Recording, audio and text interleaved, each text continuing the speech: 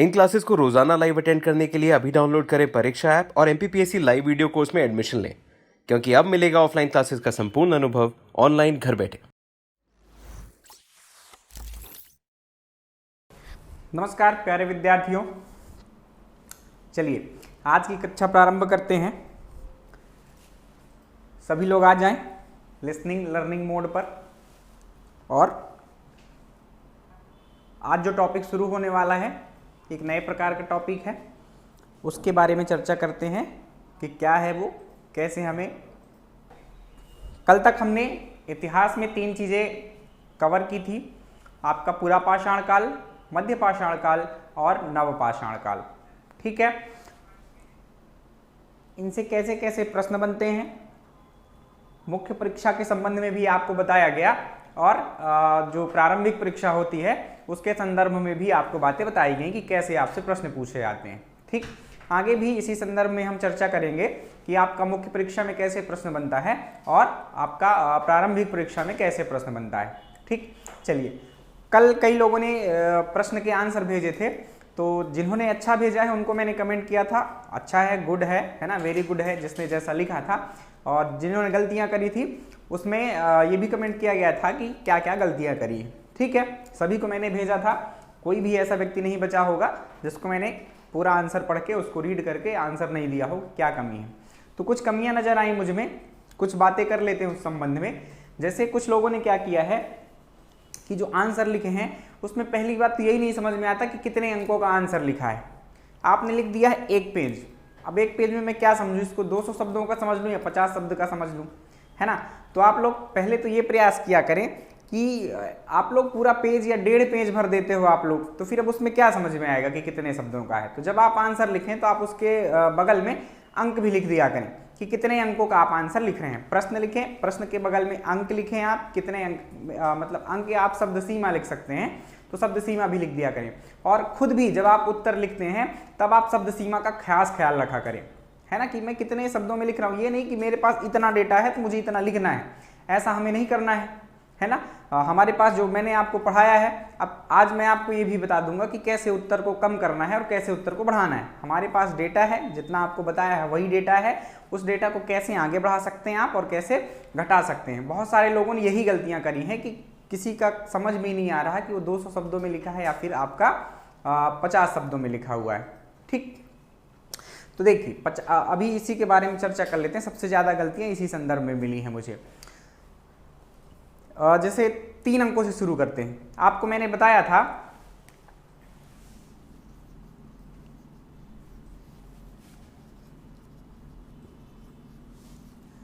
तीन अंक क्या, 1 पंक्ति, है ना, ऐसा आपका आता है। या आप कहें इसको 10 शब्द, है ना। तो 3 अंक है हमारे पास, 1 पंक्ति आपको लिखा रहेगा या फिर हमारे पास 10 शब्द हैं। ये दोनों क्या है, थोड़ा सा विवादास्पद है कि 1 पंक्ति जो हमारी कॉपी रहती है उस 1 पंक्ति में 10 शब्द आते ही नहीं है ना। तो आप इसको क्या कर सकते हैं, 1 से 2 पंक्ति आप ऐसा लिख लें और 10 शब्दों का खास ख्याल रखें आप। तो जो 3 अंक के प्रश्न होते हैं आपको मैं पहले भी बता चुका हूं, जिन्होंने नहीं सुना है वो सुन ले कि हमें कितना लिखना है। कम से कम आप यदि कोई फैक्ट टाइप का पूछे, जैसे भीमबेटका पूछ लिया है आपसे, तो आप 3 फैक्ट आराम से दे दे, उसमें आपकी शब्द सीमा भी ज्यादा नहीं होगी और आपको कम शब्दों में आप टू द पॉइंट चीजें बता भी देंगे। सीधे लिख दें आप भीमबेटका जैसे आता है तो उसका सबसे पहले आप क्या बता दें, स्थिति बता दें कि स्थिति कहाँ है, रायसेन के भोजपुर में स्थित। अच्छा, कई प्रकार से लिखे जा सकते हैं आंसर, आगे और चर्चा करता हूं, अभी 3 अंक वाले बता देता हूं। तो उसमें क्या लिख देंगे, पहला बिंदु आप कि आपका रायसेन भोजपुर में स्थित या फिर रायसेन में स्थित, टू द पॉइंट लिखना है हमें। यहाँ पूरा पैराग्राफ नहीं लिखना कि भीमबेटका रायसेन के भोजपुर में स्थित है, इतना लंबा नहीं करना है हमें। हमारे पास जब शब्द सीमा कम रहे, शब्दों की कमी रहे, तो हमें क्या करना चाहिए, टू द पॉइंट लिखना चाहिए। ठीक, तो ऐसे डायरेक्ट आप पॉइंट्स लिखा करें। ठीक, पहला बिंदु बना दें आप और लिख दें ये ऐसे यहाँ पर स्थित है। क्या प्राप्त हुआ है यहाँ से, सबसे मुख्य बात कि 500 से अधिक शैल चित्र, है ना, शैल आश्रय या शैल चित्र आप ऐसा लिख सकते हैं, 500 से अधिक शैल आश्रय एवं शैल चित्र की प्राप्ति।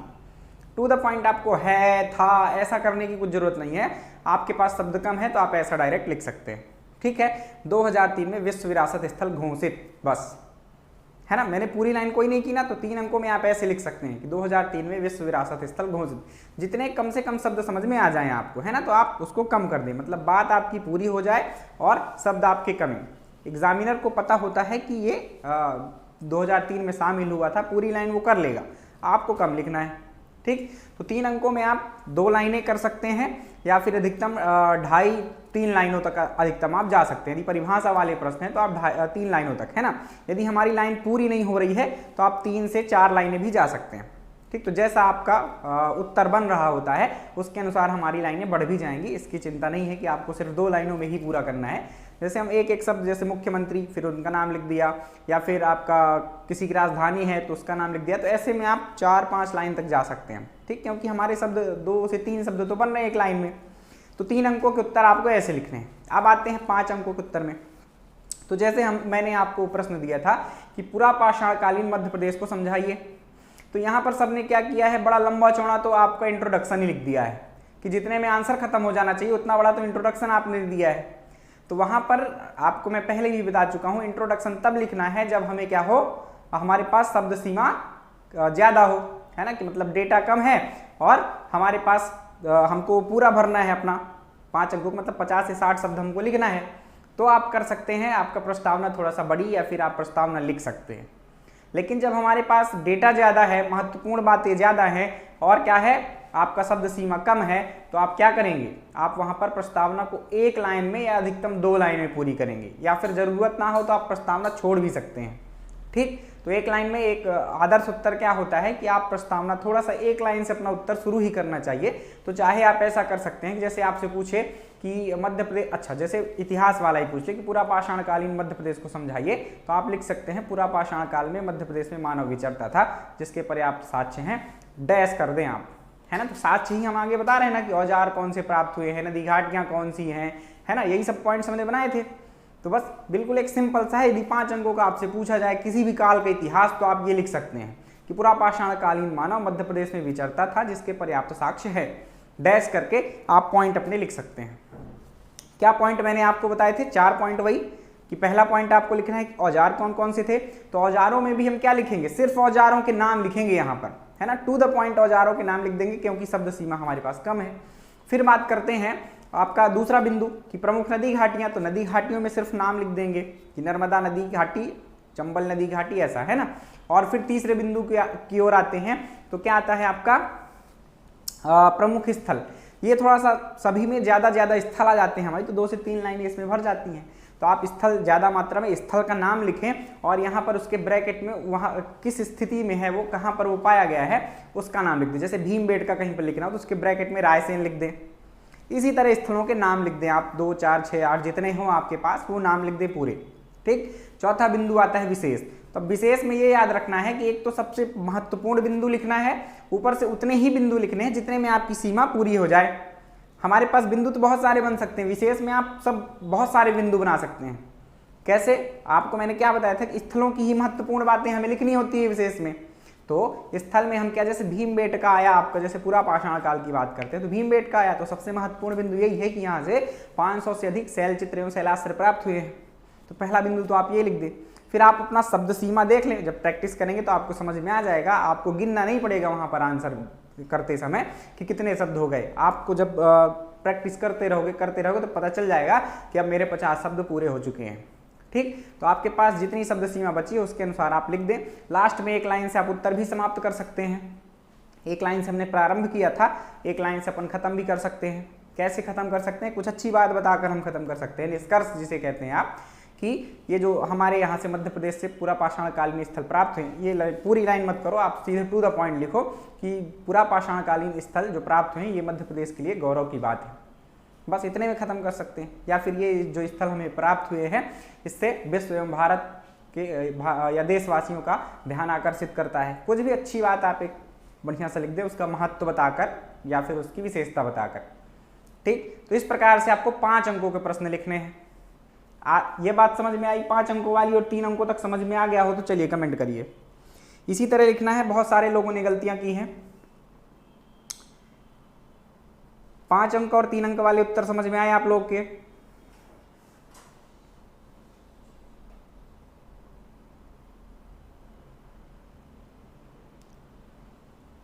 ठीक, अब आते हैं 200 शब्दों की ओर। चलिए बढ़िया है, सबको समझ में आ गया, अच्छी बात है। आज फिर प्रयास करेंगे, जिन्होंने गलत लिखा है वो वापस से वो उत्तर तो लिखेंगे ही, साथ में जो नए प्रश्न दूंगा मैं उनको भी लिखना है। चलिए 200 शब्दों की बात करते हैं। हमारे पास डेटा क्या है अब? तो डेटा तो यही है हमारे पास, इतना सा ही है ना, जो मैंने आपको पढ़ाया है वो तो 4 ही बिंदु है हमारे पास, और वो तो 50 शब्द के आसपास ही हो रहे हैं, आपको पता है। तो हम इसको बढ़ा कैसे सकते हैं, है ना? बढ़ाने के लिए कई लोगों ने अच्छा बढ़ाया है, बहुत अच्छा लिखा है, तो इसको हम प्रस्तावना में थोड़ा सा 2-4 शब्दों का एक्स्ट्रा, मतलब 2 से 3 लाइन प्रस्तावना, 200 शब्दों में आपकी 3 लाइन प्रस्तावना हो जाएगी, कोई दिक्कत नहीं है। ठीक, तो प्रस्तावना में आप और कोई अच्छी बातें जोड़कर लिख सकते हैं कि जैसे मध्य प्रदेश में आपका पूरा पाषाणकालीन मानव विचरता था, इसके पर्याप्त साक्ष्य मौजूद हैं, या फिर इसके अतिरिक्त भी आप और जो भी आपका ज्ञान हो तो अच्छी बातों से शुरू करके आप अपना उत्तर प्रारंभ कर सकते हैं। डैश जरूर कर दीजिएगा, लास्ट में फुल पूर्ण विराम कई लोग लगा देते हैं। हमें जब कोई आगे बातें उसके आगे कंटिन्यू करनी होती हैं, जो पॉइंट्स में होती हैं, तो हमारा जो है या था आया है उसके आगे अपन डैश लगाते हैं। ठीक है, कि मतलब आगे भी कंटिन्यू यही बातें चल रही हैं। ठीक, फिर अब बातें करते हैं पॉइंट्स की। कई लोगों ने उत्तरों में ही क्या किया है, अभी और एक कभी बता देता हूं मैं, कि लिख तो हम रहे हैं कि पूरा पाषाणकालीन मध्य प्रदेश के बारे में बताइए, लेकिन उन्होंने मध्य प्रदेश के बारे में कुछ नहीं बताया है। लिखा क्या है उन्होंने? निवास स्थान, औजार, जो मैंने आपको पहले बताया था कि मान लीजिए पूरा पाषाणकालीन, तो पूरा पाषाणकालीन मानव के जो भारतीय दृष्टिकोण से, विश्व के दृष्टिकोण से, वो सारी बातें लिख दी हैं, और मध्य प्रदेश के दृष्टिकोण से नहीं लिखा है। तो आपको क्या करना है, हमें मध्य प्रदेश के बारे में बताना है। तो आप 1 या 2 बिंदु, जैसे औजार है तो वो तो मध्य प्रदेश में भी प्राप्त हुए हैं, तो जो विशेषकर मध्य प्रदेश से प्राप्त हुए औजार हैं वही नाम आपको लिखेंगे यहाँ पर। भारत के दृष्टिकोण से और हमें बड़ा लिखना पड़ता है, और बहुत सारे औजारों के नाम हैं जो लिखने पड़ते हैं। ठीक, तो आप उन पॉइंट्स को व्यर्थ ना लिखें। 5 अंकों की बात कर रहा हूं मैं, है ना? 5 अंकों में क्या ना लिखें आप, जैसे आपने लिख दिया निवास स्थान, उनका भोजन, उनका और बातें जो मैंने असामाजिक व्यवस्था या व्यवसाय, आपने कई लोगों ने ऐसा भी लिख दिया है, तो आपको वैसा नहीं लिखना है ना? आपको अपने मध्य प्रदेश के बारे में बताना है। मध्य प्रदेश के बारे में क्या बातें हैं कि मध्य प्रदेश से कौन कौन से औजार प्राप्त हुए हैं, मध्य प्रदेश की कौन कौन सी नदी घाटियों के किनारे हमें स्थल प्राप्त हुए हैं, कौन कौन से स्थल प्राप्त हुए हैं, या उनसे संबंधित विशेष बातें। ये सब मध्य प्रदेश से संबंधित हैं, जो भी मैंने आपको बताया था। तो आपको ऐसा उत्तर लिखना है। वो जो मैंने आपको पढ़ाया था भारत या विश्व के दृष्टिकोण से, उसके बिंदु आपको यहाँ पर 5 अंकों में नहीं ऐड करना है, क्योंकि हमारा उत्तर क्या हो जाएगा, बढ़ जाएगा, काम की चीजें रह जाएंगी। तो आपको क्या लिखना है, मध्य प्रदेश से संबंधित चीजें। ठीक, तो ये आपका क्या चर्चा चल रही थी अपनी, 200 शब्दों के आंसर लिखना है ना? तो आप जब 200 शब्दों के आंसर लिखेंगे तो वहां पर चीजों को ऐड कर सकते हैं, भारत वाली चीजों को वापस ला सकते हैं। जैसे मध्य पाषाणकाल या पूरा पाषाणकाल या नव पाषाणकाल में आपको बताया गया था कि समय काल क्या है, तो आप अब 200 शब्दों के आंसर लिखें जब, तो आप समय काल भी बता सकते हैं, कोई दिक्कत नहीं है। ठीक है, आपके पास शब्दों की कमी है तो आप औजारों में और डिटेल कर सकते हैं, औजारों की डिटेल भी कर सकते हैं आप, है ना? जैसे अभी यहाँ हम टू द पॉइंट लिख दे रहे थे कि औजार ये खुरचनी, बिना हाथ वाली कुल्हाड़ी या हत्थे वाली कुल्हाड़ी, ऐसा अपन लिख दे रहे थे। पर यहाँ पर क्या लिख सकते हैं औजारों में कि इस काल के औजार क्या है, जैसे पूरा पाषाण काल के बारे में बताना हो तो इस काल के औजार क्या है, आकार में बहुत बड़े होते थे, बेडौल होते थे।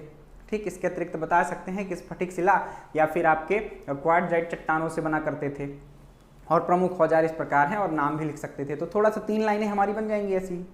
नदी घाटियों की बात करें तो नदी घाटियों में भी ऐसा आप विस्तारित कर सकते हैं इसको कि मध्य प्रदेश में प्रमुख रूप से नर्मदा घाटी के तट पर ही आपको सबसे ज़्यादा स्थल या सबसे ज़्यादा अवशेष प्राप्त होते हैं हमें पूरा पाषाणकालीन या फिर मध्य पाषाणकालीन या नव पाषाणकालीन, तीनों ही काल के अवशेष हमको नर्मदा घाटी के किनारे ही प्राप्त होते हैं। तो ये बिंदु आप ऐड कर सकते हैं। और फिर इसके अतिरिक्त चंबल घाटी, सोनार घाटी, सोन घाटी, बेतवा नदी घाटी आदि के किनारे पर भी हमें ये पूरा स्थल प्राप्त हुए हैं। तो आप ऐसा उत्तर अपना बढ़ा सकते हैं। फिर बात करें अपने किसके, तीसरे बिंदु की ओर आ जाते हैं, प्रमुख स्थलों की। तो प्रमुख स्थलों में भी हम क्या कर सकते हैं, आप स्थलों की डिटेल भी कर सकते हैं, है ना? प्रमुख स्थल आप लिख दें और प्रमुख स्थल के बाद किसी भी स्थल का नाम लिखें और उसके आगे डैश करके आप उसकी 1-2 जो मुख्य बातें हैं वो वहीं पर आप लिख सकते हैं। विशेष को छोड़ देंगे अब अपन, प्रमुख स्थल आप लिख देंगे, प्रमुख स्थल की डिटेल कर दें आप। ठीक, कि प्रमुख स्थल जैसे भीमबेटका है तो इसकी बता दें आपकी 2003 में विश्व विरासत स्थल घोषित किया गया, किस कारण से, वही जो शैल चित्र प्राप्त हुए हैं, या फिर शैल चित्र कितनी संख्या में प्राप्त हुए हैं, कितने शैलाश्रय हैं, ये सारी बातें आप बता सकते हैं। आगे जो भी और बिंदु, मृगेंद्रनाथ की गुफाओं के संबंध में बता सकते हैं, किसने खोज की है। तो आप फिर स्थलों में अपना डेटा, जहां तक आपको शब्द मिल रहे हैं वहां तक आप अपने शब्द क्या कर देंगे, स्थलों तक बढ़ा देंगे। यदि स्थल भी आपको कम रहे हैं, आपके 200 शब्द पूरे नहीं हो रहे और स्थल की डिटेल पूरी हो गई, मान लो याद ही नहीं आ रहा है आपको एग्जाम जब आप दे रहे हो, तब क्या कर सकते हैं, पुरानी बातें आपको पता ही है कि निवास क्या था उनका, तो आप निवास बिंदु डाल दें, है ना, कि निवास वो कहाँ करते थे, भारत में जहाँ निवास होगा वो मध्य प्रदेश में भी होगा, ये तो आपको पता है। तो निवास स्थल भी अपन रख सकते हैं कि निवास कहाँ करते थे, गुफाओं में, कंदराओं में, है ना, या फिर पेड़ों में, है ना, ऐसे आप निवास का नाम भी डाल सकते हैं या उनके भोजन की व्यवस्था भी डाल सकते हैं। वो सारे बिंदु मध्य प्रदेश में काम करेंगे, ऐसा नहीं कि नहीं काम करेंगे, पर जब विशेषकर मध्य प्रदेश के बारे में पूछा जाए तो आपको मध्य प्रदेश के संबंध में विशेष बातें ही बतानी है। जब हमारे पास शब्दों की कमी हो तब उन बिंदुओं को उठाकर हम रख सकते हैं यहाँ पर, है ना, कि उनकी सामाजिक व्यवस्था कैसी थी, व्यवसाय क्या था, कि शिकार करना था उनका, नृत्य करना सिखा, है ना, ये सब चीज़ें उनका व्यवसाय था। जैसे शिकार तो करते ही थे, आपको पता, नृत्य वगैरह के भी शैल चित्र मिलते हैं, मतलब वो डांस वांस भी करते थे, है ना, तो ऐसी बातें हैं। तो आपको उत्तर ऐसा लिखना है और 200 शब्दों में निष्कर्ष अनिवार्य है। आपको प्रस्तावना और निष्कर्ष 200 शब्दों का आपसे पूछा जाए यदि प्रश्न, तो बिल्कुल अनिवार्य है, आपको लिखना है। ठीक, अपना उत्तर प्रारंभ करने के लिए एक छोटी 1 या 2 लाइन का प्रस्तावना या अंत करने के लिए 1 या 2 लाइन का निष्कर्ष आवश्यक है। तो इस प्रकार से आप अपना 3 अंकों का, 5 अंकों का और 200 शब्दों का उत्तर लिख सकते हैं। इतना समझ में आ गया होगा, आप प्रैक्टिस करते रहेंगे तो आपको खुद ही समझ में आ जाएगा सब कुछ। चलिए अब आगे बढ़ते अपने टॉपिक की ओर। कमल जी ने पूछा बेडौल क्या होता है। जैसे सुडौल होता है, सुडौल मतलब कोई भी चीज जैसी होनी चाहिए वैसी है ना, तो वो क्या है, सुडौल। और बेडौल मतलब बेढंगा, कोई आकार ना शेप, कुछ उसका समझ में ना आए, तो उसको क्या कहते हैं आप, बेडौल। ठीक है कमल जी। संध्या जी ने प्रश्न किया है पुरा पाषाण काल, मध्य पाषाण काल और नव पाषाण काल में सामाजिक जीवन में क्या अंतर था। तो आपने क्लास ली होती तो शायद सुना होता। सामाजिक जीवन मतलब कैसा उनका जीवन यापन हो रहा था, ये देखना होता है हमें, है ना। तो सामाजिक जीवन में पहले जो मनुष्य था वो कैसा था, खाना बदोश था और आखेटक था। ये लाइन आपको कहीं ना कहीं मिली होगी मेरे मुख से।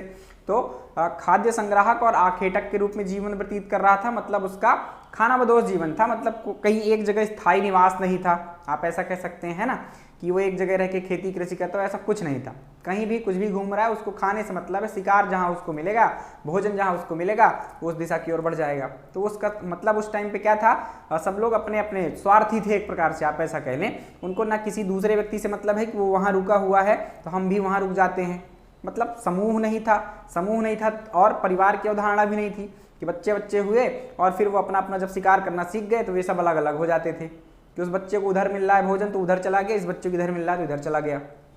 इस प्रकार का जीवन व्यतीत करते थे, है ना। तो परिवार और समाज की अवधारणा नहीं थी किसी भी प्रकार से पुरा पाषाण काल में। मध्य पाषाण काल में आते हैं तो मध्य पाषाण काल में ज़्यादा अंतर नहीं आता है, मानव वैसा ही जीवन जी रहा था, लेकिन थोड़ा सा क्या हो जाता है कि अब यहाँ से परिवार और समाज की अवधारणा शुरू हो जाती है, आप ऐसा समझ लें, है ना, कि कुछ लोग अब क्या है सुरक्षा के दृष्टिकोण से समूह में रहना प्रारंभ कर दिए थे। नदी तटों के किनारे क्या करते थे वो लोग, झोपड़ी बना लेते थे, चाहे पत्तों की बना लें, है ना, मिट्टी की भी उस टाइम बहुत कम देखने को मिलती हैं। पत्तों की झोपड़ी आज भी आप कहीं ना कहीं देखते होंगे, या गांव में जाएंगे तो आप भेड़ बकरियों को रखने के लिए वो एक ऐसा झोपड़ी बना देते हैं, कांस की झोपड़ी, कांस एक घास टाइप की होती है कुछ, तो उससे बना देते हैं, या फिर और पत्तों का इस्तेमाल करके बना देते हैं। तो वैसी व्यवस्था उस टाइम पे आ गई मध्य पाषाण काल में। नव पाषाण काल में बिल्कुल वो अच्छे से समूह में रहने लगे, मिट्टी और पत्थरों के घर बनाने लगे। तो यहाँ पर एक घर में परिवार भी रहने लगा और एक निश्चित स्थान पर कई सारे घर बने होते थे, वहाँ साथ में समूह में लोग रहा करते थे। तो इस प्रकार से एक समाज की भी अवधारणा आई। तो ये सामाजिक व्यवस्था में अंतर था उस समय पर। चलिए अब आगे बढ़ते हैं जहाँ से कल हमने छोड़ा था। तो कल हम पढ़ रहे थे ताम्र पाषाण कालीन, है ना, व्यवस्था। तो ताम्र पाषाण काल क्या होता है तो पाषाण काल ही, लेकिन यहाँ पर एक शब्द और जुड़ गया है, ताम्र। ताम्र मतलब क्या होता है, तांबा। ठीक, तो अब मनुष्य क्या है, पत्थरों के औजारों का इस्तेमाल तो करता ही था इस टाइम पे। पत्थरों के औजारों के साथ साथ मनुष्य ने क्या करना शुरू कर दिया, तांबे का भी इस्तेमाल करना शुरू कर दिया, है ना। कैसे पता चला हमें, तो उस काल को हमने जब मतलब हमें कुछ औजार प्राप्त हुए या अवशेष प्राप्त हुए, जिसकी हमने क्या निकाली, समय निकाला कि किस समय के ये हैं। तो एक काल समझ में आता है लगभग भारत के दृष्टिकोण से 3000 ईसा पूर्व के आसपास मिल जाता है हमको वो काल, और मध्य प्रदेश में 2000 ईसा पूर्व से शुरू होता है ना। तो उनका काल निकाला गया, तो ये समझ में आया कि इस काल से मानव ने क्या करना शुरू कर दिया था कि पत्थर के औजार तो यूज ही करता था, उसके साथ साथ क्या यूज कर रहा था, ये तांबे के औजार भी, मतलब तांबे के बर्तन भी मिले या फिर तांबे के औजार भी उसके मिले। तो हमने क्या कहा कि ये ताम्र पाषाण काल है, मतलब जब मनुष्य ने पाषाण के साथ साथ तांबे का भी इस्तेमाल करना प्रारंभ कर दिया तो उसे क्या कहते हैं, ताम्र पाषाण काल। ठीक, मध्य प्रदेश में भी इसके पर्याप्त साक्ष्य मिलते हैं, जिनको हम किस प्रकार से समझ सकते हैं, जिनको निम्न स्थलों के अध्ययन से हम समझ सकते हैं। आपको यहाँ पर अब वैसा बिंदु हमारे पास नहीं है कि इस टाइम के प्रमुख औजार या इस टाइम की नदी घाटियां, आप ऐसा ना लिखें। अब हमें साक्ष्य कैसे बताने हैं, जो हमें कहाँ से प्रमुख स्थलों से चीजें प्राप्त हुई हैं, बताने का उस तरह से भी बता सकते हैं, लेकिन वो अच्छा उत्तर नहीं होगा। अब आपको यहाँ स्थलों से ही सारी बातें बतानी है। ठीक, तो मान लीजिए आपसे पूछा जाए कि ताम्रपाषाणकालीन मध्य प्रदेश का इतिहास बताइए, तो यही बता सकते हैं। पहले तो आप यदि 200 शब्दों का पूछे तो पहले तो आप ताम्रपाषाण काल बता दें क्या है, कि जब मनुष्य ने पत्थर के साथ साथ तांबे का उपयोग करना प्रारंभ कर दिया तो इस काल को हमने क्या कहा, ताम्रपाषाण काल। और मध्य प्रदेश में ताम्रपाषाणकालीन बस्तियां मिली हैं या फिर अवशेष मिले हैं जिसका विवरण अग्र लिखित है ना, या स्थल मिले हैं जिसका विवरण अलग अग्र लिखित है, और डैश करके हम स्थलों को लिखेंगे। अब मैं जब स्थलों के पॉइंट्स आपको बताऊंगा तो आपको समझ में आ जाएगा कि ये क्यों कर रहा हूं मैं। ठीक, वही पुरानी बातें ही हैं, स्थलों में हमने ऐड कर दिया है उनको, कि इस स्थल से कौन कौन से औजार प्राप्त हुए हैं, कौन कौन सी वस्तुएं प्राप्त हुई हैं ना, क्या विशेष बातें हैं, वो सब स्थलों में ही ऐड हैं। तो हमारी डिटेल इस तरह भी काम करेगी। चलिए, तो अब प्रारंभ करें। तो यहाँ से आपका एक प्रश्न मेंस के लिए ऐसा बन सकता है कि आपका ताम्रपाषाणकालीन मध्य प्रदेश के इतिहास के बारे में बताइए, तो यही बातें लिखनी है। ऊपर एक इंट्रो लिखना है, प्रमुख स्थल लिखने हैं, उनकी डिटेल करना है, और एक लास्ट में आपको निष्कर्ष लिखना है। ये मेंस के लिए हो जाएगा। प्री के लिए क्या है, जो आपके स्थल हैं उससे संबंधित फैक्ट आपसे पूछे जाते हैं, तो एक एक करके उन स्थलों की जानकारी लेते हैं हम, कि कौन कौन से स्थल हैं, कहाँ से क्या क्या प्राप्त हुआ है, किसने खोज करी है उनकी, क्या इसका काल था, है ना, ऐसी बातें। तो चलिए अब शुरू करते हैं। तो पहला ताम्रपाष मध्य प्रदेश के संबंध में पढ़ रहे हैं हम, है ना। भारत के संदर्भ में पढ़ेंगे आप तो बहुत सारे दूसरी संस्कृतियां मिलेंगी आपको, कि आपका जोरवे संस्कृति महाराष्ट्र से संबंधित, या फिर मध्य प्रदेश में मालवा संस्कृति आपको बता ही चुका हूँ, मतलब मालवा से जो जो स्थल प्राप्त हुए उसे हमने मालवा संस्कृति कहा। तो एक एक करके अब स्थलों की जानकारी लेते हैं, प्री के दृष्टिकोण से भी अच्छा है और मेंस के दृष्टिकोण से भी।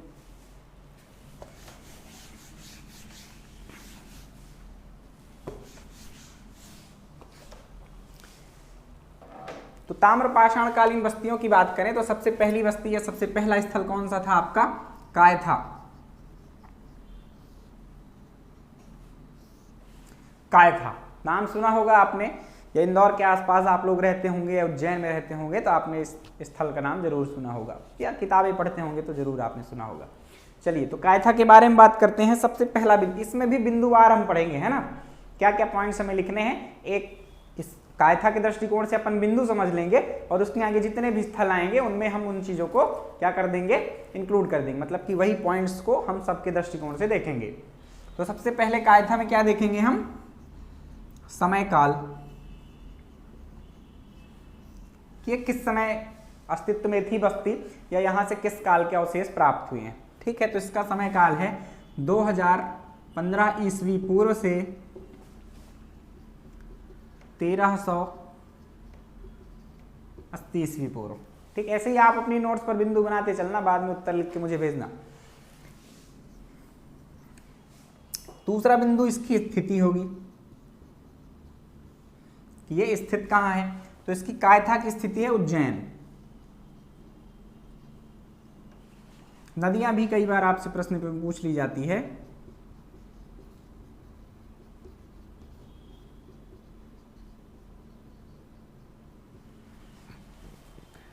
समयकाल 2015 ईस्वी पूर्व से 1380 ईस्वी पूर्व तक का है ना। और इसके बाद इसकी स्थिति की बात करें तो उज्जैन में स्थित है ये, और आपका नदी पूछा जाए, कभी पूछा गया है इसीलिए मैं बता रहा हूं, कई सारे स्थलों के नदी पूछा गया कि यह स्थल किस नदी के तट पर स्थित है। ठीक, तो याद रखना है आपको, छोटी काली सिंध, काली सिंध नहीं, छोटी काली सिंध।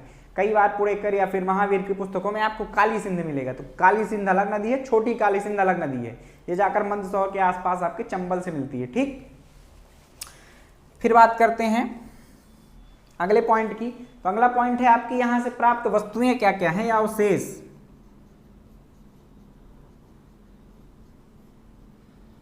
कि हम इसको ताम्र पाषाण कालीन तो कह रहे हैं, तो क्या क्या प्राप्त हुआ है, किस आधार पर हम कह रहे हैं, तो इस पे हम इस आधार पर कह रहे हैं कि यहां पर क्या प्राप्त हुआ है, कंकड़, कुल्हाड़ी,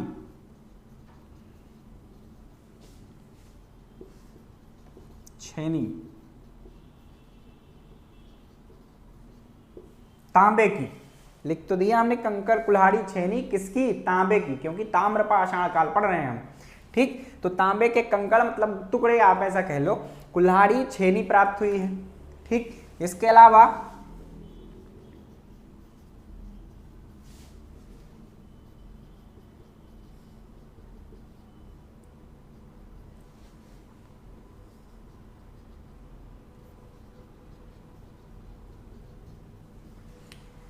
पशुओं की आकृतियां प्राप्त हुई हैं, मतलब पशुओं के आप मूर्तियां आप कह लें, जैसे हमको हड़प्पा काल में मिलते हैं ना, तो वैसे ही यहाँ पर पशु आकृतियां प्राप्त हुई हैं, जो किसकी हैं, कुछ मिट्टी की मिली हैं और कुछ तांबे की मिली हैं।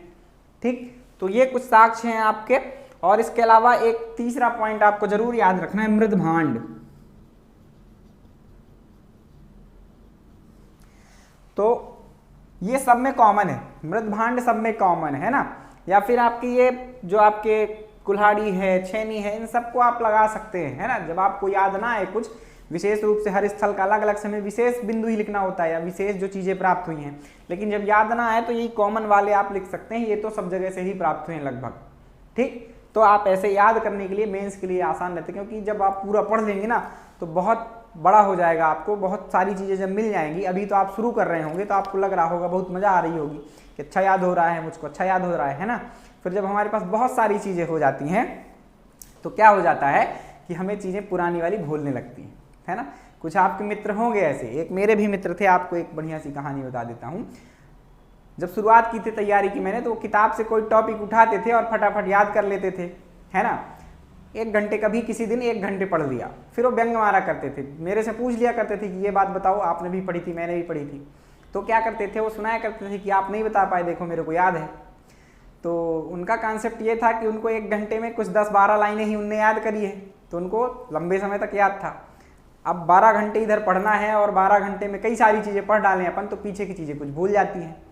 तो उस पर गर्व महसूस होता था उनको। मैं उस टाइम पे उनको कुछ नहीं कहता था, अब बताता हूँ उनको, है ना।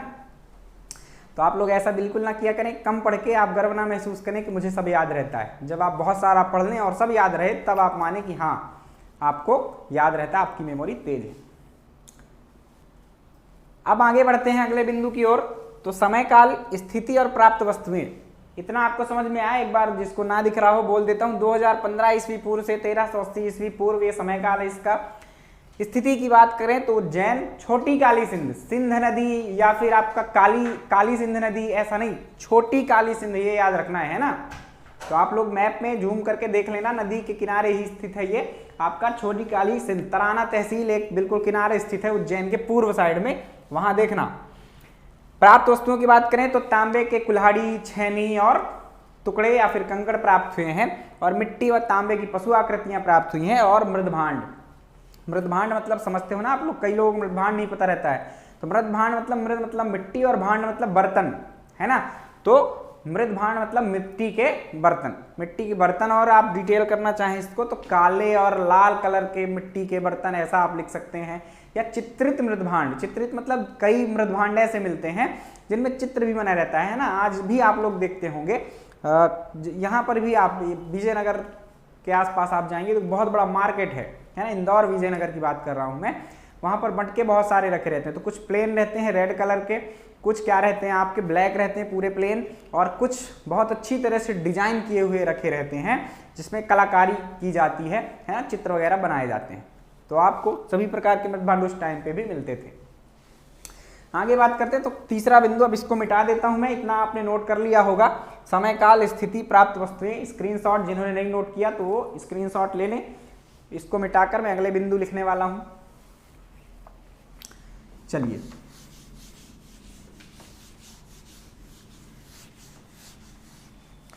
अगला बिंदु क्या है, कि यहाँ का उत्खननकर्ता कौन था। उत्खननकर्ता या खोजकर्ता आपसे पूछा जाए एक ही बात है ना। तो आप इसके उत्खननकर्ता भी कौन हैं?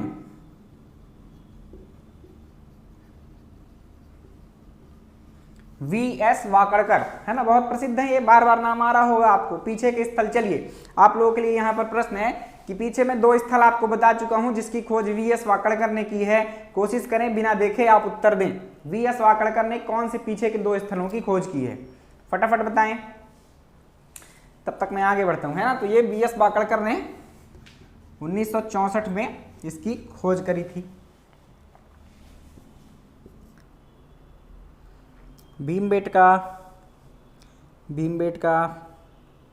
ठीक है, बहुत सारे लोगों ने उत्तर दिया और सही उत्तर दिया। भीमबेटका और मृगेंद्रनाथ की गुफा, ये 2 स्थल पीछे के हैं जिसकी खोज आपके वी.एस. वाकड़कर साहब ने की थी। ठीक है, कभी मान लो धोखे से आ जाए, 3 अंकों में भी आपके व्यक्तित्व आ जाते हैं ना। तो वी.एस. वाकड़कर कहाँ से संबंधित हैं? आपके मध्य प्रदेश से संबंधित है, आपको पता है। वी.एस. वाकड़कर दे देगा आपको, 3 अंकों में लिखना होगा तो क्या लिख सकते हैं कि वी.एस. वाकड़कर, आपको पीछे बता चुका हूँ कि नीमच से संबंधित है। ये नीमच में इनका जन्म हुआ था, मध्य प्रदेश के नीमच जिले से संबंधित है। इन्होंने मध्य प्रदेश के कौन कौन से पुरापाषाणकालीन स्थल भीमबेटका और मृगेंद्रनाथ की गुफा की खोज की थी। इसके अतिरिक्त ताम्रपाषाणकालीन स्थल कायथा की भी खोज इन्होंने ही की थी। ठीक, तो ऐसा आप लिख सकते हैं। चलिए कुछ बातें और लिखी हैं। तो उत्खननकर्ता वी.एस. वाकड़कर हो गए आपके। उसके अतिरिक्त प्राचीन नाम, अब देखो आपके जो काम का है ताम्रपाषाणकालीन, जब आप लिखेंगे, आपसे प्रश्न जब मेन से पूछा जाएगा कि मध्य प्रदेश का ताम्रपाषाणकालीन इतिहास बताएं, तो आप ये नीचे के बिंदु नहीं लिखेंगे, है ना। ये नीचे के बिंदु ताम्रपाषाण काल से संबंधित नहीं है। ये एक बिंदु है संबंधित, लेकिन ये वराहमिहिर की जन्मभूमि, ये इसका प्राचीन नाम कपित्थ है, ये ताम्रपाषाण काल से संबंधित बात नहीं है। आपको एक्स्ट्रा पॉइंट दे दिए गए हैं। ठीक, तो जो ताम्रपाषाण काल से संबंधित हो हम वहां पर वही बात दर्शाएंगे। तो खोज तक तो हर चीज आपकी ताम्रपाषाण काल से है। और एक पॉइंट ये कि आपकी पहली ताम्रपाषाणकालीन बस्ती थी, ये यहीं से शुरुआत आपकी मानी जाती है। 2015 ईस्वी पूर्व से आपका पहला स्थल था जिसकी खोज की गई थी आपकी, और पुराना भी है सबसे। बाकियों की डेट जब आप देखेंगे तो वो सब पीछे के ही हैं। ठीक, तो प्राचीन नाम क्या है? कपित्थ इसका प्राचीन नाम है, आपको याद रखना है। या कपिथा कहीं पर मिलता हो या कपित्थ है तो आप याद रखें, पूछा जाता है आपसे। और विशेष में एक बिंदु और है, वराहमिहिर की जन्मभूमि, है ना, या जहां पर जन्म हुआ था वराहमिहिर का, वो स्थल कौन सा था, आपसे प्रश्न पूछा जाता है। तो वो कपित्थ या फिर कायथा, आप कुछ भी कह लें। इतनी बात समझ में आई आपको? कायथा के बारे में इतनी सारी बातें हैं, सब आपको हर किताब में इस तरह एक क्रम में या एक जगह पर ये चीजें नहीं मिलती हैं। बहुत सारी पुस्तकें पढ़नी पड़ती हैं, अलग अलग तथ्य निचोड़ना पड़ता है, तब जाकर एक स्थान पर ऐसे आप लिख सकते हैं। तो आप इसकी नोट्स जरूर बनाते चलें। आप कोई भी पुस्तक पढ़ लेना, बता देना यदि कहीं पर ऐसा व्यवस्थित लिखा हो तो। ठीक है, तो आप व्यवस्थित ढंग से थोड़ा सा माइंड सेट करके बैठा करो कि हमें कंसंट्रेट होकर सुनना है और पढ़ना है। नोट्स जरूर बनाते चलें, आप लिख लिख कर याद करें, अच्छे से याद होगा। चलिए आगे बढ़ते हैं अगले स्थल की ओर।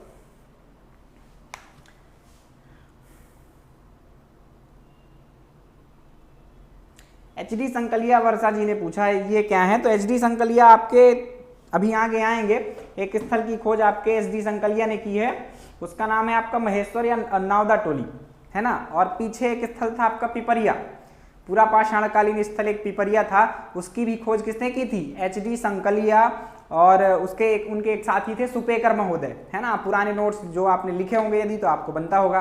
पिपरिया की खोज भी एच.डी. संकलिया एवं सुपेकर महोदय ने की थी। और उसके अतिरिक्त आगे आने वाला एक स्थल है, कौन सा? नावदा टोली या महेश्वर, उसका भी उत्खनन का कार्य किसने किया था? एच.डी. संकलिया ने। एच.डी. संकलिया मध्य प्रदेश से संबंधित नहीं है, यदि होते तो मैं बताता। एच.डी. संकलिया का जन्म मुंबई में हुआ था, है ना, मतलब वो महाराष्ट्र से संबंधित है। चलिए आगे बढ़े। कायथा के बाद दूसरा एक प्रमुख स्थल है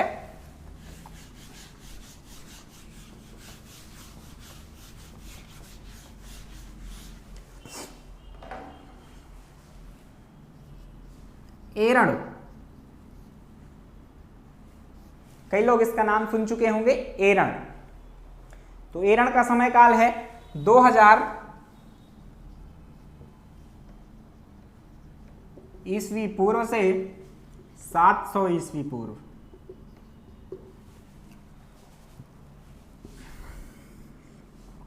स्थिति क्या है इसकी?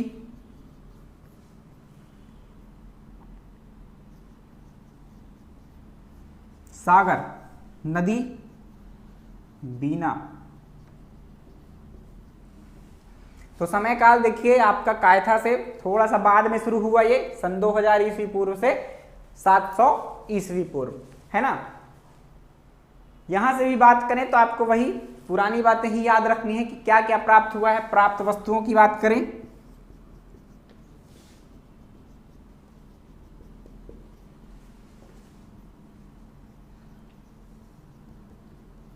सबसे कॉमन में पहले लिख देता हूं आपके लिए, आप भी पहले ही लिख दिया करें, ठीक है, कोई दिक्कत नहीं। मृदभांड ये सब में कॉमन है।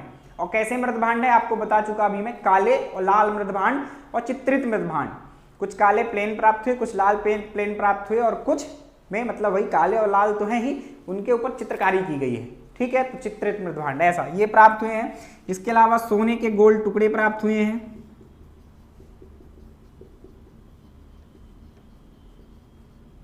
वही सोने के कंकड़ या सोने के गोल टुकड़े आप कह सकते हैं। इसके अलावा यहां से विशेष बात तो कुछ खास नहीं है, वही पशु आकृतियां तो आपका पुराना ही था, बस इतना ही है। कुल्हाड़ी आप कर ही लें, है ना, काहे की कुल्हाड़ी? तो तांबे की।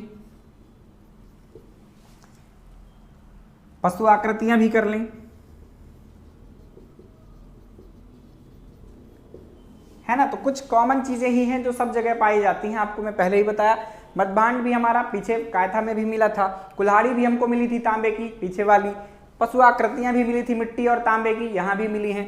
नया कुछ है आपका सोने का टुकड़ा, है ना, वहां पर किसका मिला था? तांबे के टुकड़े, और यहाँ पर मिले हैं सोने के भी टुकड़े, ठीक। तो ये आसान है, वस्तुओं में बहुत परेशान नहीं होना है। एक दो वस्तुएं आप याद रखें, क्योंकि अलग अलग वस्तुएं आप पुस्तकें जब पढ़ेंगे तो उसमें बहुत सारे वस्तुओं के नाम लिखे रहते हैं जो हमको भूल जाते हैं। उस टाइम पे तो हम याद करते हैं, याद हो जाएगा, कुछ समय बाद भूल जाएंगे, है ना। तो आप ऐसी चीज़ों को याद करें जो हमेशा याद रहने वाली हो। आप कॉमन चीज़ें हमेशा ढूंढा करें। जैसे ये फैक्ट मैं आपको पॉइंट ढूंढ रहा हूँ ना, ये सब में कॉमन है, तो ऐसे पॉइंट में पढ़ें तो बेहतर होता है। यदि आपको इसको पैराग्राफ में कर देता तो आप कंफ्यूज हो जाते।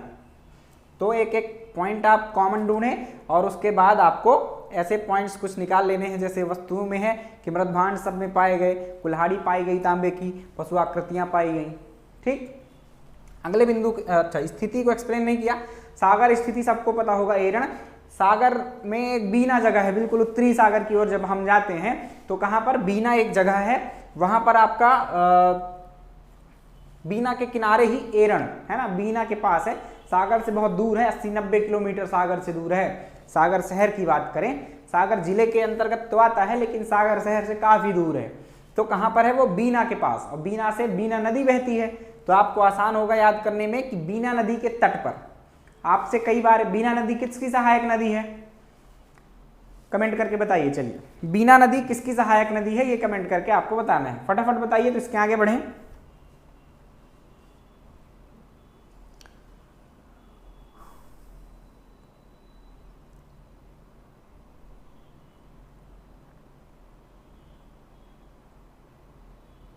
नंदिनी जी का प्रश्न है, ये पूरे भारत का पहला ताम्रपाषाणकालीन स्थल है क्या? नंदिनी जी, ये पूरे भारत का पहला ताम्रपाषाणकालीन स्थल नहीं है, मध्य प्रदेश का पहला ताम्रपाषाणकालीन स्थल है, ठीक है। तो ये फैक्ट, हाँ, कंफ्यूज हो सकते हैं आप, ये भारत का नहीं है, याद रखें आप लोग, मध्य प्रदेश का पहला ताम्रपाषाणकालीन स्थल है ना। भारत में हमारा जो ताम्रपाषाण शुरू हो जाता है, आपको मैंने क्या बताया था, 2800 ईस्वी पूर्व के आसपास, ठीक। जो पहला स्थल मिलता है वो 2800 ईस्वी पूर्व के आसपास मिलता है। तो ये भारत का नहीं है, ये मध्य प्रदेश का है। मध्य प्रदेश में शुरुआत कब से हो रही? लगभग 2000 ईस्वी पूर्व के आसपास, 15 वर्षों पहले आपको वो स्थल मिल गया, आप ऐसा समझ लें।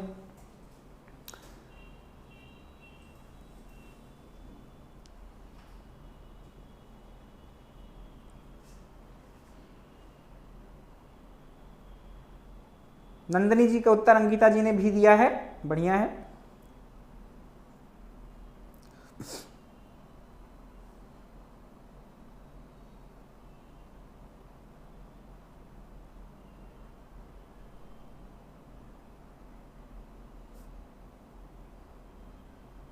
ठीक है, सबने सही उत्तर दिया है, बेतवा। दीपक जी ने कहा है कमेंट पढ़िए, तो कमेंट तो पढ़ चुका मैं, आपका कोई प्रश्न दिखा नहीं, वापस से आप कमेंट कर दीजिए, फिर पढ़ लूंगा, ठीक है, यदि आपका कोई प्रश्न हो दीपक जी।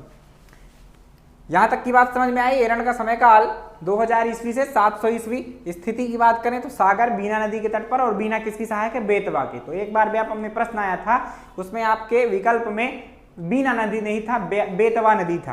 तो आपको याद रखना है, ऐसा कुछ प्रश्न आए तो आपको गलत मान के छोड़ नहीं देना है, आपको उससे संबंधित आसपास का उत्तर सही करना है। तो इसका सागर या फिर एरण किस नदी के तट पर है, ऐसा प्रश्न था। तो उसमें बीना नदी था नहीं, बेतवा था, तो आपका उत्तर क्या हो जाएगा वहां पर? बेतवा। और वास्तव में क्या है? बीना नदी। ठीक, प्राप्त वस्तुएं हो गई। इसके अलावा बात करते हैं अपने खोजकर्ता की। तो अगला बिंदु मैं इन तीनों पॉइंट्स को मिटा देता हूं, आप लोगों ने लिख लिया होगा अभी तक में।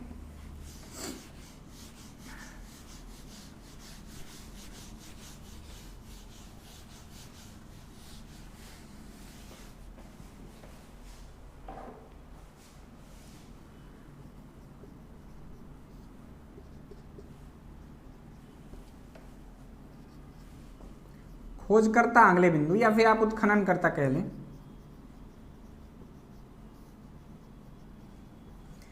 तो इनके उत्खननकर्ता आपके जनरल कनिंघम,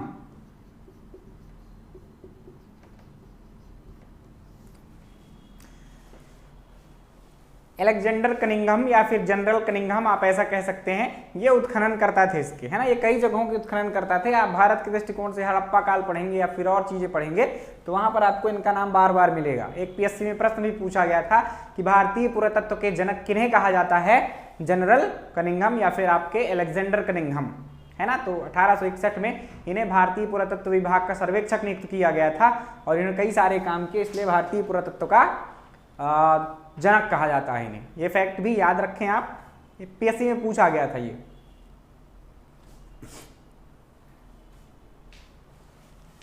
उत्खननकर्ता के बाद क्या पॉइंट था हमारा? प्राचीन नाम। तो प्राचीन नाम इसका था एरिकिण,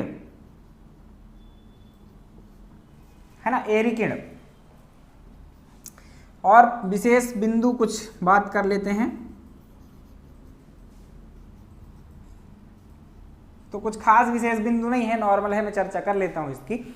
उत्खननकर्ता जनरल कनिंघम और प्राचीन नाम एरिकिण। एरिकिण किस लिए है? ये एरिकिण आपको एरण अभिलेख एक पढ़ेंगे आप इतिहास में, है ना, काफी प्रसिद्ध है। एरण अभिलेख मतलब एरण में जो अभिलेख है, अभिलेख मतलब क्या होता है आपका? पत्थरों पर लिखे गए लेख, आप ऐसा कह लें, है ना। तो अभिलेख में आपका समुद्रगुप्त का अभिलेख है, भानुगुप्त का अभिलेख है, और कई शासक हैं जिनके अभिलेख उसमें मतलब उनके लेख लिखे हुए हैं। तो समुद्रगुप्त का फेमस है और आपके भानुगुप्त का फेमस है। तो समुद्रगुप्त के अभिलेख में ये एरण का नाम एरिकिण लिखा हुआ मिलता है। तो आप इसका प्राचीन नाम क्या समझें? एरिकिण। ठीक है। तो सुभोग नगर करके उसका एक सेंटेंस है, मुझे याद नहीं है कि ये सुभोग नगर जो है ये एरिकिण है, ऐसा कुछ उसका सेंटेंस है, संस्कृत में है। ठीक है। और फिर और बात करते हैं, आप विशेष बिंदु में ले लें कि एरण जो है वहां से एरण अभिलेख प्राप्त हुआ है और एरण अभिलेख में समुद्रगुप्त का लेख मिला है और भानुगुप्त का। और भानुगुप्त का जो लेख मिला है 510 ईस्वी में, उसका लेख जो मिलता है 510 ईस्वी का, उसमें क्या मिलता है? बहुत इंपॉर्टेंट फैक्ट आपसे पूछा जाता है, सती प्रथा का प्रथम साक्ष्य भारत में, है ना। भारत में सती प्रथा का प्रथम साक्ष्य कहां से मिलता है? तो यहाँ एरण अभिलेख से। ठीक है, जिसको किसने लिखवाया था? भानुगुप्त ने 510 ईस्वी में। गुप्त काल का शासक था ये भानुगुप्त। गुप्त लगा ही है, आपको याद हो जाएगा आसानी से। और क्या हुआ था कि मतलब एक सैनिक गोपराज था, उसकी मृत्यु हो गई थी, तो उसकी पत्नी भी उसके साथ साथ सती हो गई थी, ऐसी एक स्टोरी उसमें मिलती है। तो उससे क्या सिद्ध होता है कि उस टाइम पे सती प्रथा चल रही थी। ठीक, कोई डाउट हो यहां तक तो बताएं फटाफट। तो एरण पहला स्थल था हमारा, काय था। दूसरा स्थल एरण, बहुत ही फेमस है। इतना डेटा मैंने दे दिया है कि आपसे 5 अंकों में भी इनके बारे में पूछा जाएगा तो आप बड़े ही आसानी से इनका उत्तर लिख लेंगे। किसी को ऐसी कोई समस्या नहीं आनी चाहिए।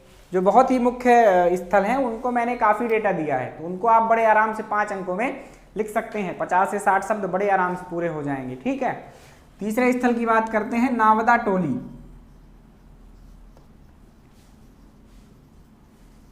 या महेश्वर। एक साथ खुदाई हुई थी और महेश्वर में ही नावदा टोली स्थित है, आप ये याद रखें। तो समय काल क्या है इसका? समय काल सबसे पहले देख लेते हैं महेश्वर का। 1660 ईस्वी पूर्व से 1440 ईस्वी पूर्व। 1660 ईस्वी पूर्व से, थोड़ा सा कंफ्यूजिंग है, आप याद करेंगे तो भूल सकता है आपको। 1440 ईस्वी पूर्व ये आपका क्या है? इसका काल काफी कम समय है। ये ताम्रपाषाणकालीन बस्ती है जिसका समय काल इतना रहा है। आप एक सेंटेंस भी लिख सकते हैं। दूसरा बिंदु क्या है, ये है कहां पे, ये तो बहुत ही फेमस जगह है, आपको बताने की जरूरत ही नहीं है, पीछे भी चर्चा हो चुकी है। खरगोन में स्थित है। नदी कौन सी है, नर्मदा नदी है। यहां तक कोई दिक्कत नहीं होनी चाहिए।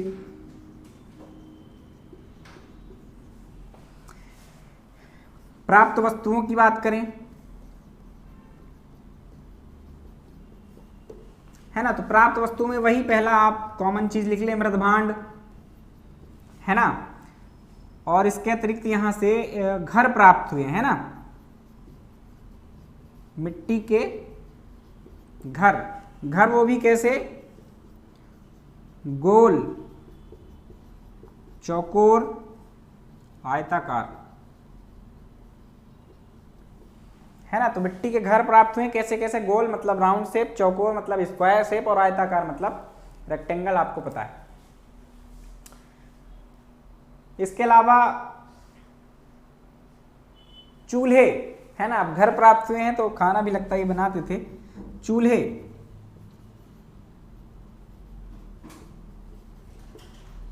साथ में परिवहन गाड़ी, ये है नॉर्मल, आप एक दो याद रख लें, आपका काम हो जाएगा इतने में ही। तो मृदभांड कॉमन है, सब में है, तो आप इसे याद ही रख लें। मिट्टी के घर, गोल, चौकोर, आयताकार, चूल्हे और परिवहन गाड़ी, ये यहां से प्राप्त वस्तुएं हैं। मतलब जब खोज की गई तो प्रमुख रूप से ये मिले। अगले बिंदु की ओर चलते हैं।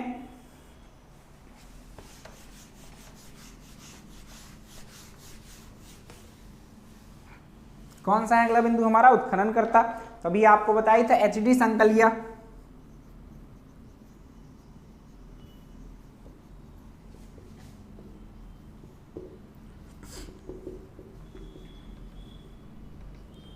ठीक है, एचडी संकलिया थे इसके उत्खननकर्ता, जिन्होंने पिपरिया की भी खोज करी थी, आप ऐसा याद रख लें। और इसके बाद अगला बिंदु क्या था हमारा, प्राचीन नाम। तो इसका कोई प्राचीन नाम है नहीं, नावदा टोली का प्राचीन नाम है नहीं। महेश्वर का लिखना चाहें तो पीछे आपको बताया गया है, महिष्मती। क्या नाम था इसका, महिष्मती। तो चलिए महेश्वर का तो लिख ही लेते हैं, अपना पॉइंट पूरा हो जाएगा।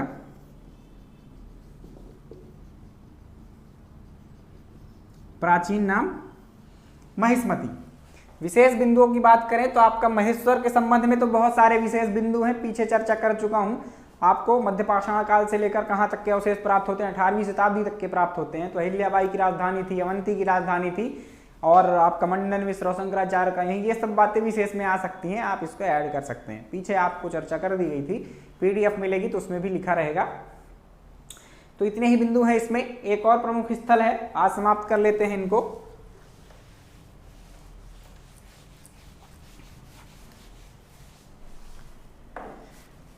अवरा, कौन सा स्थल है, अवरा, सुना होगा मे भी कई लोगों ने। 6 मिनट है अभी अपने पास।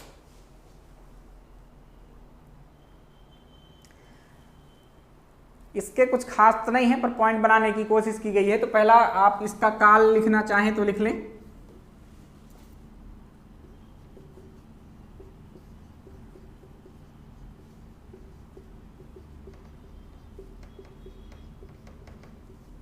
नावदा टोली और महेश्वर के समकालीन, मतलब एग्जैक्ट डेट तो इसकी नहीं मिलती है कि इस काल से लेकर इस काल तक इसका समय काल रहा, लेकिन उसके समकालीन था, थोड़ा आगे थोड़ा पीछे हो सकता है। तो आप क्या लिख सकते हैं यहां पर, नावदा टोली के समकालीन। ठीक है, इसके बाद बात करें अपना स्थिति क्या है इसकी, स्थिति है इसकी मंदसौर। मंदसौर में स्थित है अवरा, आपका है ना मंदसौर, जहां की आपकी रानी मंदोदरी थी। एक ट्रिक से याद किया था मैंने कभी अपने जमाने में कि नहीं हटाओ हो गया, ट्रिक नहीं बताएंगे, खराब है आप। तो काल इसका नावदा टोली की समकालीन, स्थिति आपका मंदसौर। इसके बाद अगला पॉइंट क्या था हमारा, वस्तुएं। तो वस्तुएं, पहला कॉमन पॉइंट आप मृदभांड लिख दें। दूसरा पॉइंट क्या लिख सकते हैं, यहां से क्या प्राप्त हुआ है, तो आपके वही बर्तन, आप मृदभांड तो हो गए, इसके अलावा कुछ खास मुझे नहीं लग रहा कि प्राप्त हुआ, बस हो गया, इतना ही है। आप मृदभांड लिख दें। और लिखना चाहें तो आप, जैसे हमको अब इतने में तो काम नहीं चलेगा, जैसे हर पॉइंट में अपन डिटेल कर रहे थे, तो आप इतना लिख सकते हैं कि ताम्रपाषाण काल से लेकर आपको आगे गुप्त काल तक के साक्ष्य प्राप्त हुए, है ना। तो इस जगह से हमको गुप्त काल तक के साक्ष्य प्राप्त होते हैं। तो क्या लिख सकते हैं, ताम्र पाषाण काल से लेकर गुप्त काल तक के साक्ष्य हमें प्राप्त हुए। ऐसा बिंदु आप बना सकते हैं, या फिर ना याद आए तो मृदभांड आदि कर सकते हैं आप, काले लाल मृदभांड प्राप्त हुए आदि। ठीक, तो ये हो गया वस्तुएं। वस्तुओं के बाद क्या है, उत्खनन करता।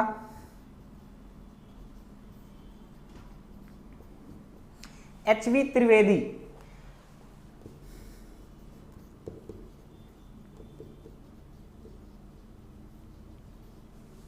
त्रिवेदी तो ये 4 बिंदु हमारे जो नावदा टोली के थे या महेश्वर के थे, वही 4 बिंदु अपने अवरा में भी हैं। ये यहां से क्या हो जाता है, इसके भी कुछ विशेष बिंदु नहीं, कोई खास बात नहीं है, तो आप यहीं पर इसको स्टॉप कर दें, है ना। कोई प्राचीन नाम भी इसका नहीं मिलता है, तो आपका ये उत्तर कंप्लीट हो जाएगा इतने में। तो अभी कितने बिंदु पढ़ चुके हैं हम, 4 जगहों को पढ़ चुके हैं। कायथा सबसे पहली ताम्र पाषाणकालीन बस्ती, फिर एरण, फिर उसके बाद अपना नावदा टोली और फिर अवरा। इनमें लगभग पॉइंट्स हमारे जो थे कॉमन थे, सभी की डिटेल एक जैसी थी, इसलिए इनको क्रम से कर लिया है। आगे के जो कुछ ताम्र पाषाणकालीन स्थल है उनकी डिटेल हमें नहीं करनी है, सिर्फ नाम याद रखना है कि ये ताम्र पाषाणकालीन स्थल है और उसका स्थान याद रखना है कि ये कहाँ स्थित है। ठीक, तो वो जगहों के नाम और मैं स्थल बता देता हूँ और यहीं से हमारा ताम्र पाषाण काल खत्म हो जाएगा। ठीक, तो फटाफट लिख लेते हैं, आप भी अपना उत्तर लिख लें।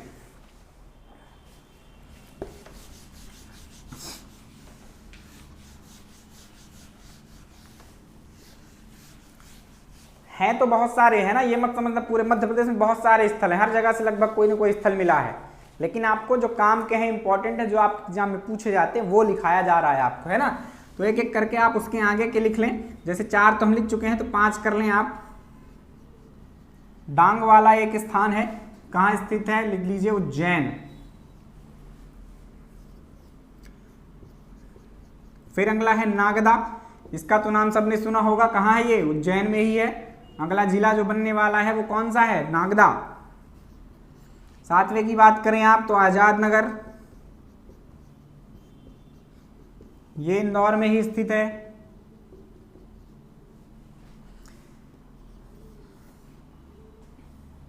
खेड़ीनामा,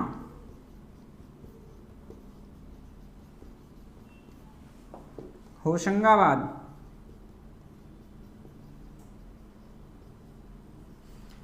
पचमढ़ी,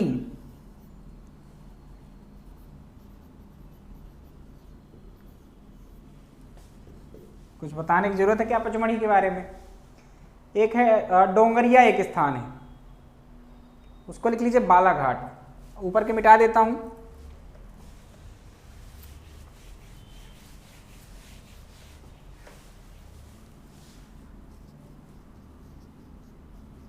डोंगरिया,